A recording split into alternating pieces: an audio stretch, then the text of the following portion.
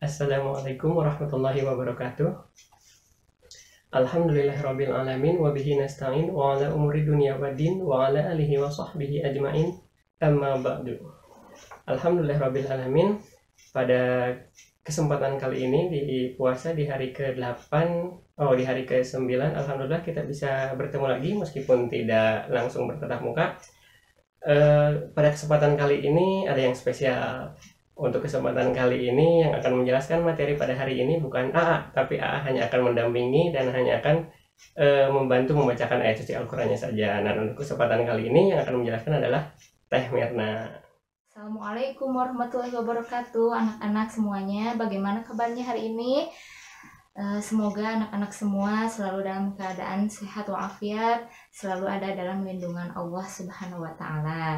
Gimana ini ya, Sigit? Masa langsung cerita aja gitu ya? Ya, anak-anak, pada kesempatan kali ini Teh Mirna akan menyampaikan sebuah materi yang cukup menarik, yaitu Nabi Yusuf dan saudaranya. Nah, mungkin dari adik-adik sekalian ada yang memiliki masalah dengan saudara kandungnya terhadap adiknya atau terhadap kakaknya, yang merasa iri atau dengki terhadap kakaknya atau adiknya.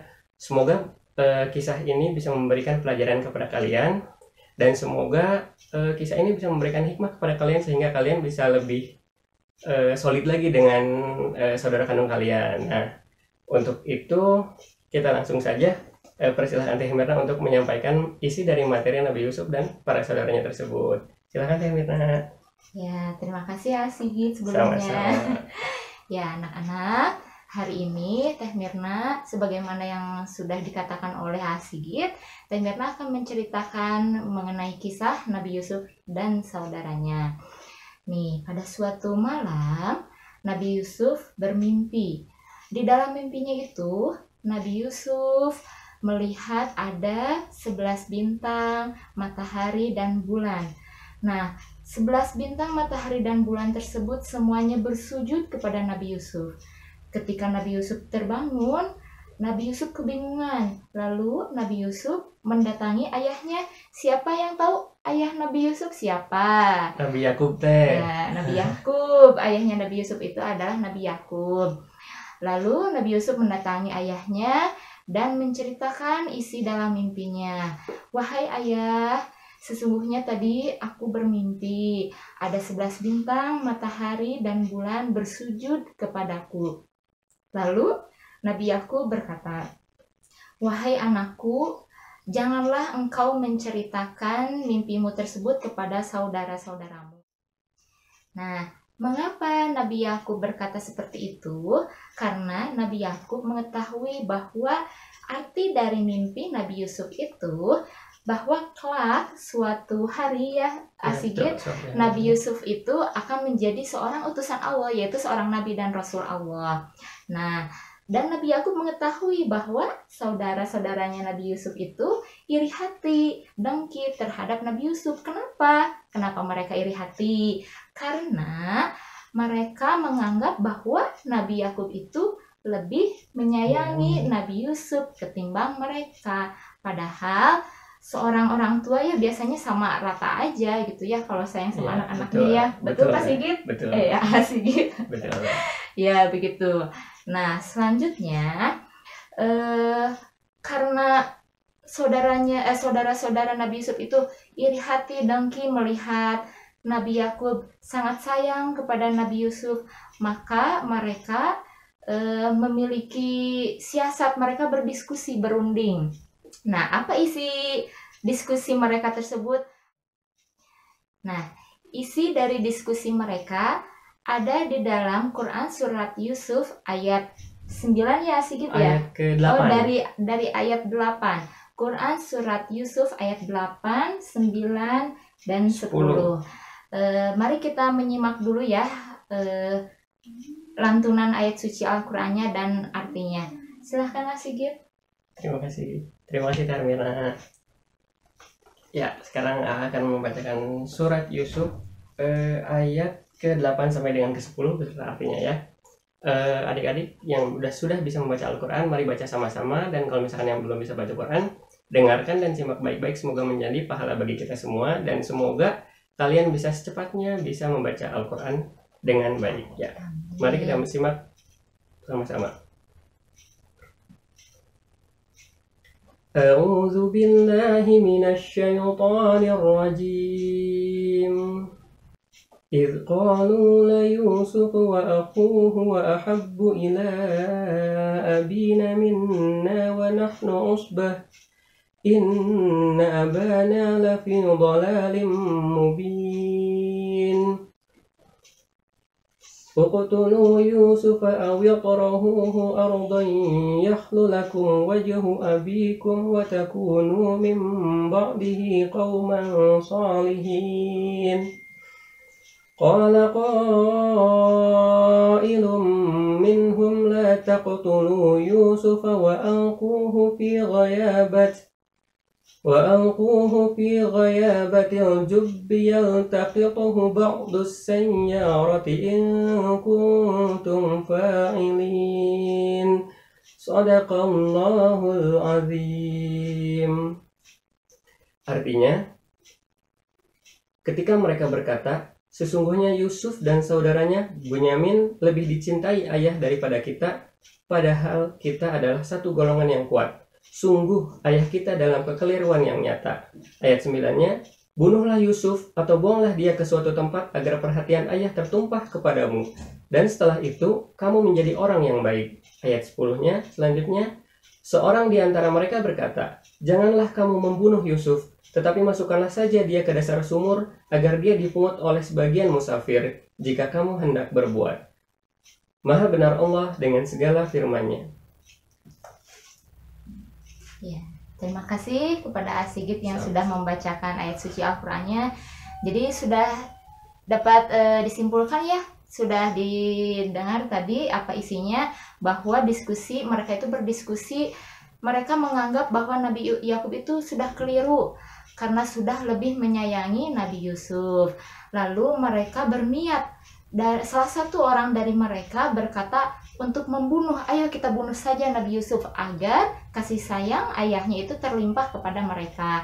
Lalu ada satu orang di antara mereka yang membantah, jangan dibunuh Yusufnya ya, Nabi Yusuf. Lalu memberikan saran untuk kita buang saja Nabi Yusuf ke dalam dasar sumur, sehingga pada suatu saat Nabi Yusuf itu akan ditemukan oleh musafir, begitu. Nah, setelah berdiskusi mereka membuat rencana, dan setelah rencana mereka sudah matang, saudara-saudara Nabi Yusuf mendatangi Nabi Yakub dan mereka meminta izin kepada Nabi Yakub untuk mengajak Nabi Yusuf bermain-main. Tetapi Nabi Yakub sedikit ragu dengan ajakan saudara-saudara Nabi Yusuf. Nabi Yakub khawatir kalau Nabi Yusuf akan dicelakai oleh mereka atau mungkin akan dimakan oleh serigala. Tetapi saudara-saudara Nabi Yusuf meyakinkan ayah mereka agar Nabi Yakub itu mengizinkan mereka untuk membawa main Nabi Yusuf. Nah, akhirnya Nabi Yakub mengizinkan. Nah, pada pagi harinya Nabi Yusuf dan saudara-saudaranya pergi bermain, mereka sambil menggembalakan kambing-kambing. Nah, setelah Nabi Yusuf dan saudara-saudaranya berada jauh dari Nabi Yakub, mereka melepaskan baju Nabi Yusuf lalu melempar Nabi Yusuf ke dalam sumur. Sungguh jahat sekali ya kalau bukan dipikir. Makanya adik-adik semua, ini adalah kisah yang cukup menarik, yang cukup bagus bagi kita semua. Jangan sampai kita meniru ya. Nah, setelah dilemparkan Nabi Yusuf ke dalam sumur, lalu baju Nabi Yusuf sama mereka dilumuri oleh darah. Jadi saudara-saudara Nabi Yusuf itu menyembelih kambing dan darah kambingnya itu dilumuri ke bajunya Nabi Yusuf. Lalu mereka pada malam harinya pulang ya. Betul. Pulang kepada ayahnya dengan mereka memasang muka yang sedih gitu ya. Ketika mereka pulang, mereka berkata kepada Nabi Yakub begini, "Wahai ayah, sesungguhnya sesungguhnya Yusuf itu telah dimakan oleh serigala." Nabi Yakub langsung kaget ya ayah, kaget, ragu dengan ucapan anak-anaknya tersebut. Sebenarnya kami tadi sedang berlomba-lomba lari dan Nabi Yusuf tertinggal di belakang sehingga Nabi Yusuf dimakan oleh serigala. Saudara-saudaranya berkata seperti itu, berbohong kepada ayah mereka. Nabi Yakub pun memang tidak mempercayainya, tapi Nabi Yakub berusaha untuk bersabar. Nah, alasan saudara-saudara Nabi Yusuf tersebut tertuang juga ada dalam Quran Surat Yusuf ayat 17 dan 18. Mari kita simak ya anak-anak, akan dibacakan ini Quran Surat Yusufnya oleh Asigit. Mangga silahkan Asigit. Ya, simak lagi ya anak-anak. A'udzu billahi minasy syaithanir rajim. Qalu ya abana inna dhahabna nastaqi wa tarakna Yusuf inda mata'ina fa'akalahu adh-dhi'b wa ma anta bimu'minin lana walau kunna sadiqin. وجاءوا على قميصه بدم كذب قال بل سولت لكم أنفسكم أمرا فصبر جميل والله المستعان على ما تصفون صدق الله العظيم. Mereka berkata, "Wahai ayah kami, sesungguhnya kami pergi berlomba dan kami tinggalkan Yusuf di dekat barang-barang kami. Lalu dia dimakan serigala, dan engkau tentu tidak akan percaya kepada kami sekalipun kami berkata dengan benar." Dan mereka datang membawa baju gamisnya yang berlumuran darah palsu. Dia Yakub berkata, "Sebenarnya hanya dirimu sendirilah yang memandang baik urusan yang buruk itu. Maka hanya bersabar itulah yang terbaik bagiku. Dan kepada Allah saja memohon pertolongannya terhadap apa yang kamu ceritakan. Maha benar Allah dengan segala firman-Nya." Nah, udah jelas ya bahwa saudara-saudara Nabi Yusuf itu membuat alasan yang tidak benar, berarti alasan yang bohong. Tapi Nabi Yakub juga memang tidak mempercayai apa yang dikatakan oleh mereka. Kenapa Nabi Yakub tidak percaya? Karena baju Nabi Yusuf yang dilumuri darah itu tidak ada sobek sedikit pun, sehingga Nabi Yakub berpikir masa dimakan serigala tapi bajunya tidak ada yang sobek sedikit pun, hanya ada darahnya saja. Ya mungkin itu ya anak-anak ya, kisah Nabi Yusuf dan saudara-saudaranya, di mana Nabi Yusuf dimasukkan ke dalam sumur, dan seberapa berarti iri hatinya saudara-saudara Nabi Yusuf itu sudah sangat besar kepada Nabi Yusuf. Begitu. Dan ada satu lagi nih, selain Nabi Yusuf, selain karena Nabi Yakub begitu sayang kepada Nabi Yusuf, ada satu lagi yang membuat mereka iri, Asigit. Kenapa coba? Ada yang tahu kan? Gini anak-anak, Nabi Yusuf itu adalah satu-satunya nabi yang paling tampan. Jadi mereka berpikir mungkin karena Nabi Yusuf itu yang paling tampan di antara kita, sehingga ayahnya lebih menyayangi Nabi Yusuf dibanding yang lainnya. Begitu ya. Terus gimana lagi nih sekarang, apa Asigit? Mungkin sudah cukup kalau misalkan ceritanya. Ya mungkin kalau misalkan kisah dari Nabi Yusuf dan saudara-saudaranya mungkin masih panjang, karena setelah Nabi Yusuf dimasukkan ke dalam sumur yang difitnah oleh saudara-saudaranya disebut telah meninggal, ternyata setelah itu Nabi Yusuf bahkan menjadi seorang raja di suatu negeri. Nah, seperti apa kisahnya? Tunggu saja di pertemuan selanjutnya yang insya Allah akan disampaikan juga mengenai kisah Nabi Yusuf menjadi seorang raja.